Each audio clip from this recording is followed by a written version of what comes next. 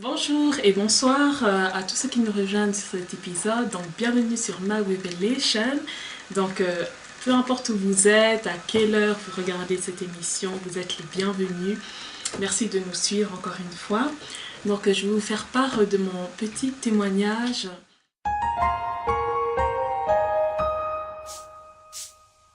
Jesus, your name is sweet enough. Jesus, your name is sweet enough. Jesus, your name is sweet enough. Donc au fait, il y a quelques mois, je faisais une étude biblique avec mon père. Donc on a pris un chapitre dans la Bible et on a commencé à le lire et à le décortiquer petit à petit, verset par verset, par l'aide du Saint-Esprit. On a eu beaucoup de révélations. Et bien sûr, quand on s'approche de Dieu, il s'approche aussi de nous. Et à force de lire, j'ai été touchée par 2 versets, même 3 je dirais.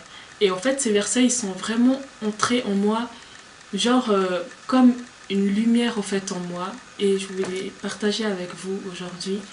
Donc ça se trouve dans Jean 17, vous pouvez ouvrir votre Bible, au verset 20 au verset 21, qui dit « Ce n'est pas pour eux seulement que je prie, mais encore pour ceux qui croiront en moi par leur parole, afin que tous soient un, comme toi, Père, tu es en moi, et comme je suis en toi, afin qu'eux aussi soient un en nous, pour que le monde croie que tu m'as envoyé. » Amen. Donc vraiment, le verset qui m'a vraiment touchée, j'en ai même presque pleuré, mais bien sûr, à notre âge, quand on est devant nos parents, parfois on a un peu honte. Mais vraiment, j'ai failli pleurer. C'était quand il dit que il n'a pas seulement prié pour les autres, mais qu'il a prié aussi pour ceux qui croiront en lui par la parole. Donc Jésus, on voit qu'il avait prié pour les disciples. Et en même temps, après avoir prié pour eux, il a prié aussi pour toutes les autres personnes qui, dans la foi, l'accepteront comme Seigneur et Sauveur. Toutes les personnes qui vont se réfugier en lui, toutes les personnes qui croiront en lui dans les temps à venir. Et ce qui m'a le plus touchée, c'était que il a fait cette prière et que cette prière est toujours active. Cette prière, elle parle encore pour ma vie. Plusieurs siècles après, encore et encore, cette prière, elle est toujours valide, elle est toujours active, elle est toujours présente. Et ça m'a beaucoup touchée parce que je me suis dit, il me voyait pas, il me connaissait peut-être pas. Enfin, Dieu est Dieu, donc on sait qu'il nous connaît déjà.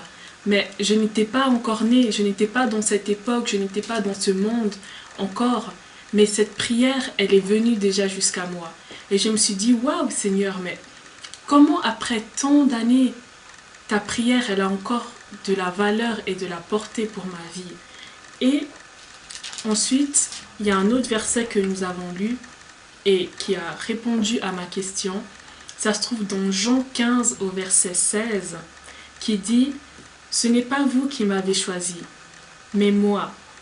Je vous ai choisi et je vous ai établi, afin que vous alliez et que vous portiez du fruit, et que votre fruit demeure, afin que ce que vous demanderez au Père en mon nom, vous le recevrez. » Donc j'étais là, waouh. Seigneur, avant même que je vienne dans ce monde, tu m'avais choisi. Avant même que ma mère sache qu'elle est enceinte de moi, tu me connaissais déjà. Tu m'as établi. Tu m'as déjà donné tout ce dont j'aurais besoin pour marcher dans ce monde et te connaître et pour venir jusqu'à toi. Donc si toi aussi tu veux que cette prière, elle parle pour ta vie, si qu'elle est toujours active, elle est toujours valide, je t'invite juste à faire une simple et courte prière.